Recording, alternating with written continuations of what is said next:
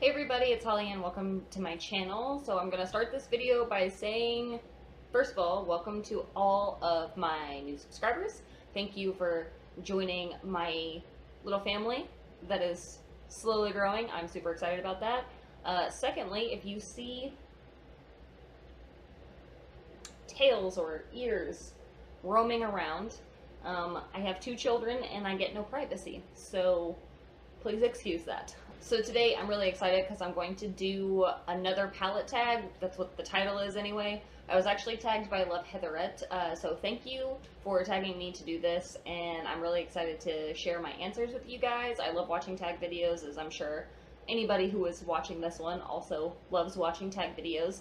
But I'm also going to do a palette collection within this video because I told you guys in my makeup inventory that I would do a separate eyeshadow palette collection, and I figured this is the best way for me to do it because I only own 11 eyeshadow palettes, and I know that's a small amount to a lot of people, so I want to show you, my tiny little palette collection.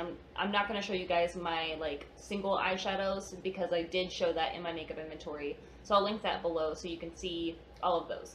So what I'll do is go ahead and start with the actual tag, and you will see a few of my palettes, but then at the end I will show you the rest of them that I don't feature in the tag, if that makes any sense. So just stay tuned through the whole video so you can see all of my eyeshadow palettes. And also, I want everybody to feel free to do this tag. I will link a few people in the description box that I would like to see do this tag, but if you're watching this, I would love for you to leave a comment below telling me that you're doing this tag because I would love to watch it. Question number 1 is, what was your first palette? So I'm going to tell you my first not high-end palette and my first high-end palette. And unfortunately, I do not have either one of them here today to show you. I kind of wish I did for nostalgia's sake, but the first palette that I ever remember buying was the Coastal Scents, I think, Metal Mania eyeshadow palette. If anybody remembers that, please let me know. I was so excited to order that, and this was right when I first got into makeup and started watching YouTube videos. Everybody had the Metal Mania palette and the 88 Shimmer palette. That's another one that I had. I ordered them both at the same time because there was a deal running on Coastal Scent's website for the two of them together. So I asked my parents if they would buy me those. I had just been in a car accident, so of course my parents were being super nice, and they were like, what can we do? So they purchased those for me so that I could sit and play with my makeup because I literally could not do anything. And so that was like the only thing that I had. And that car accident is actually what got me into makeup in the first place. So that's really cool. I'll tell that story in a story time or something if you guys are interested, but that was my first not high-end palette. My first high-end palette was the Urban Decay I Heart New York palette, or I Heart New York City palette, and it was the Book of Shadows Volume 3. And that one was super cool because you could flip open the top and it had like their pop-up stuff that they always had, except the mirror lit up with this one. So that was a dope palette, and I really do miss it, but it was super old, so I had to let it go. Question number 2 is your most recent purchase, and if you guys watched my makeup declutter swap video, you will know that I did mention in that video that I purchased an eyeshadow palette on Poshmark, and that palette was the Bobbi Brown Greige palette, and I will show you what it looks like. I wanted this 2 years ago whenever it came out, but it was $70, and I just could not justify paying that much for such a tiny compact palette. But I found somebody on Poshmark who was selling this brand new for I think it was like $40, and I offered $30 for it, and I got it. So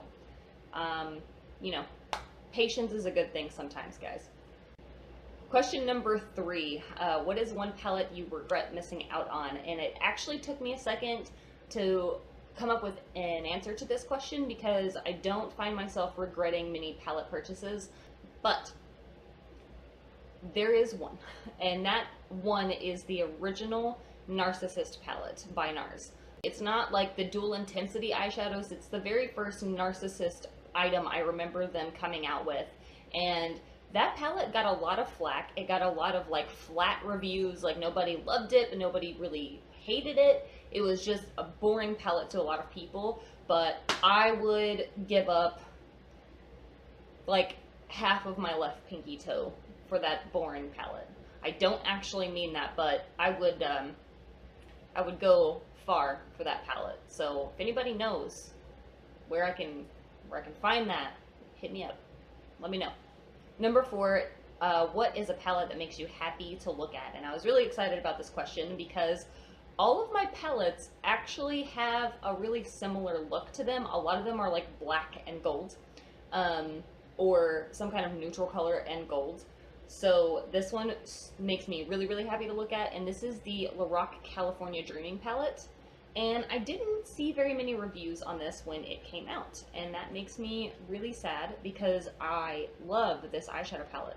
It also was only 30 bucks, and it is Lorac's formula across the board. Like, I love this palette so much. Like, you can see that it is very, very well loved. But yeah, if you guys don't have this and you can find it, I do absolutely recommend finding it if you can, because the quality of this is so nice and it's so inexpensive, but it's also really compact and you don't get too much product, so it's not super overwhelming. And I think that the color selection in here is absolutely beautiful. I think that this is a perfect palette for spring, winter, fall, or summer. Doesn't matter, you can wear this any time of year. Okay, question number 5 is a palette you changed your mind about. So if you guys have watched my Declutter Confessions video, you know that I did end up keeping a couple of the palettes that I decided to get rid of in my declutter video. Well, it turns out that one of the palettes I changed my mind again and actually ended up getting rid of it, and that was the Kat Von D Interstellar palette. And that was purely because I found somebody who would love it more than me, and I don't really gravitate towards that palette. So I changed my mind about that one, but I ended up keeping a different one that I really thought I was going to get rid of, and that was this Bare Minerals like 8-pan eyeshadow palette. I found this at TJ Maxx for like $16, and I was like, man, I don't need a palette with more neutrals, blah blah blah. But the reality is, I wear neutral eyeshadow all the time. So I changed my mind about this one, and I'm really happy that I did. Okay, question number 6 is one palette that surprised you, and that would be the Tartist Pro palette. I purchased this at Ulta whenever Ulta was doing 5 times the points on Tarte palettes, or Tarte cosmetics in general, because I really wanted to try it. I wanted to try it because everybody was kind of talking a lot of crap about it. They said that they weren't like blendable, like the matte eyeshadows weren't blendable. People were saying that they were chalky and just kind of bad quality. I highly disagree. I like 100% disagree, actually. I love this eyeshadow palette. I know it doesn't look like I've gotten much use out of it, but that's because I started doing Project Pan and Pan That palette, so this one hasn't gotten as much love as I would like. But I will say, if you haven't tried this palette, because of the reviews that you've seen on it being bad, I recommend trying it anyway.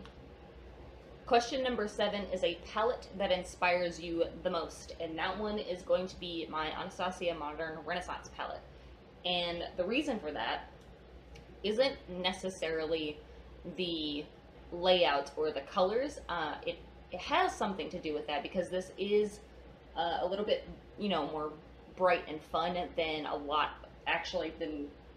like 95% of my palettes, because they're pretty much all neutral. So this does have more fun colors and like out of the box colors, but this inspires me on a completely different level. Something you guys don't know about me is that I actually love to paint, and this palette is based on the Renaissance art era. So it's named after a ton of different paint colors and stuff like that. So that's inspirational to me in general. That's actually the reason I wanted this palette in the first place. That and this red color, if I'm being totally honest. But yeah, this is a beautiful palette. Everybody talks about it. It's going to be, I'm sure, in everybody's tag, at least the majority. So it's a good palette. Okay, question number 8 is a palette on your wish list. Currently, I only have one eyeshadow palette on my wish list, and it will probably remain on my wish list for a long time, and that is the Natasha Denona Star Palette. I want that palette so bad because it has all of the spectrum of colors that I like. Like, literally, there's not a single color in that palette that I dislike, and it also has, like, chunky, glittery colors, and I know so many people hate those. I like them. So, it's one that I know would actually get a lot of use, but it's, like, $170. So, yeah. It's on my wish list. Okay, and the last question is question number 9, and that is, what is your no-fail palette? And that is very simple. There are 2, and those are my Lorac Unzipped palettes. These are my babies. So this is the gold one. This is the original, which is like rose golds.